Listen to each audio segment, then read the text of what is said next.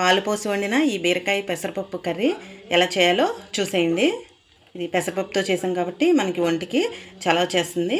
ఈ tasty curry మీరు కూడా చేసుకుని తినేయండి. ఏం చేయాలంటే 1 స్పూన్ ఆవాలు, 1 స్పూన్ జీలకర్ర, 1 స్పూను మినపప్పు తాలింపు వేసేసుకుని ఆనియన్ పచ్చిమిర్చి కూడా వేసేసుకోవాలి.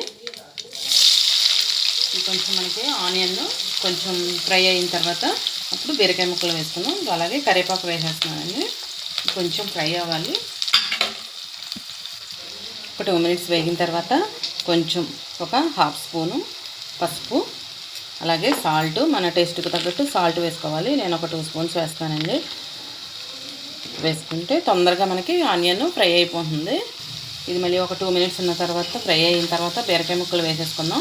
అలాగే మనం తొక్క తీస్తాం కదండి, ఆ తొక్క కూడా మనం వేస్ట్ చేయక్కర్లేదు. మనకి అది ఫైబర్ ఉంటుంది కాబట్టి దాంతో పచ్చడి చేసుకోవచ్చు. నేను అది ఆల్రెడీ లాంగ్ వీడియోలో పోస్ట్ చేశాను. వీడియో చూడని వాళ్ళు ఎవరైనా ఉంటే చూడండి.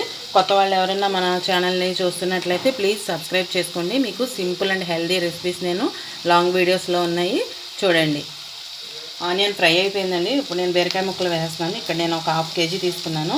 1/2 కేజీకి ఒక 2 పెద్ద ఉల్లిపాయలు తీసుకున్నాను. ఉల్లిపాయ తక్కువ కావాలనుకున్న వాళ్ళు తగ్గించుకోవచ్చు. పచ్చిమిర్చి ఒక 4 వేసాను. కలిపేసుకుని ఇప్పుడు మనం దీన్ని మూత పెట్టేసుకుందామండి. ఇది కొంచెం మనకి మగ్గాలి. అది 50% మగ్గిపోయిన తర్వాత అప్పుడు పెసరపప్పు వేసుకోవాలి. లేదంటే పెసరపప్పు మెత్తగా అయిపోతుంది. లేత కాయలు అయితే మనకి బీరకాయ బాగుంటుంది.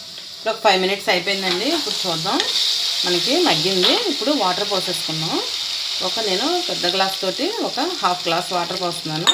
ఇది కొంచెం మగ్గిపోయిన తర్వాత అప్పుడు పెసరపప్పు వేసుకోవాలి.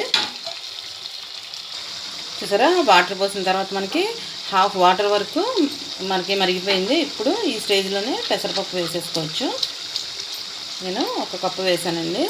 ఇందులోనే ఈ జీలకర్ర, వెల్లుల్లిపాయ దంచింది ఇది వేసేస్తున్నాను. టేస్ట్ మనకి ఫ్లేవర్ బాగుంటుంది. ఇది మగ్గిన తర్వాత లాస్ట్ కొద్ది మొత్తం వాటర్ అంతా మనకి ఇంకిపోయిన తర్వాత ఒక చిన్న గ్లాసు పాలు పోసుకుంటే మనకి కమ్మగా బాగుంటుంది కర్రీ. అలాగే 1 స్పూను ధనియాల పొడి వేస్తున్నాను.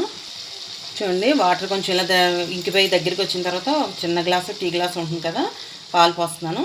ఇది మళ్ళీ మనకి బాగా కూర దగ్గరగా అంతా ఎగిరిపోయేదాకా ఉంచుకొని గ్యాస్ ఆఫ్ చేసేసుకోవటం. ఇంకా మనకి కర్రీ రెడీ అయిపోయిందండి.